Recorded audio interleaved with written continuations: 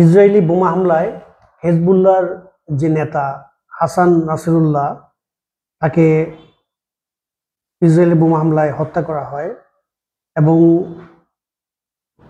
তাকে হত্যা করার জন্য নেতানিয়াহু যখন অনুমোদন দেয়, লেবাননের ওনাকে হত্যা করার উদ্দেশ্যে ৮০টিরও বেশি বোমা হামলা চালানো হয় হাসান নাসরুল্লাহকে হত্যা করার জন্য।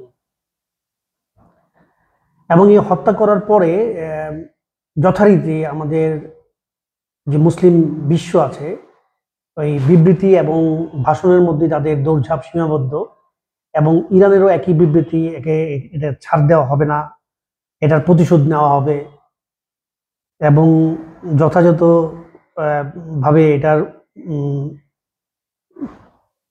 প্রতিশোধ নিবে।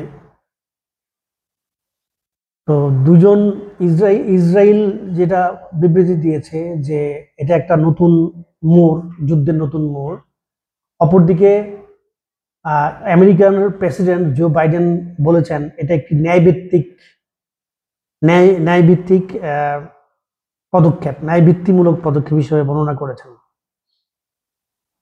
এই পরিস্থিতিতে হেজবুল্লাহ এবং ইসরায়েলের মধ্যে সীমান্তে যুদ্ধ বিস্তৃত হওয়ার ব্যাপক সম্ভাবনা আছে এবং ইরানও যথারীতি বিবৃতি দিচ্ছে যে এটার চরম প্রতিশোধ নেওয়া হবে, যেটা নাকি তারা আগেও যথারীতি দিয়ে আসছিল।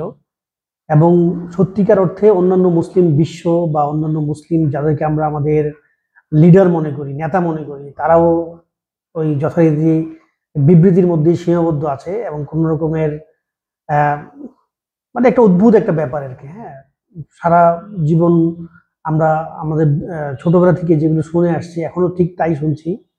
ইসরায়েল কিন্তু সীমান্তে যে লক্ষ লক্ষ বা হাজার হাজার সৈন্য, ট্যাঙ্ক এবং শত শত বিমান হামলা চালাচ্ছে, তারা কিন্তু বিবৃতির মধ্যে খুব বেশি বিবৃতি দেয়নি।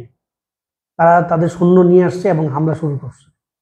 আর আমাদের মুসলিম বিশ্বের নেতারা তারা ওই বিবৃতির মধ্যে আছেন এবং তারা তাদের ক্ষমতা এবং তাদের এই ভোগ বিলাসের মধ্যেই তাদের সীমাবদ্ধতা আছে। এখন দেখা যাক, আমরা আল্লাহর কাছে প্রার্থনা করতে থাকি যাতে আমাদের মুসলিম ভাইয়েরা যে হামলা এবং নির্যাতনের শিকার হচ্ছে সব সময়ের জন্য, সেখান থেকে আল্লাহ আমাদেরকে কবে মুক্ত করেন এবং সত্যিকার মুসলিম হিসেবে আল্লাহ আমাদেরকে প্রতিষ্ঠা করেন।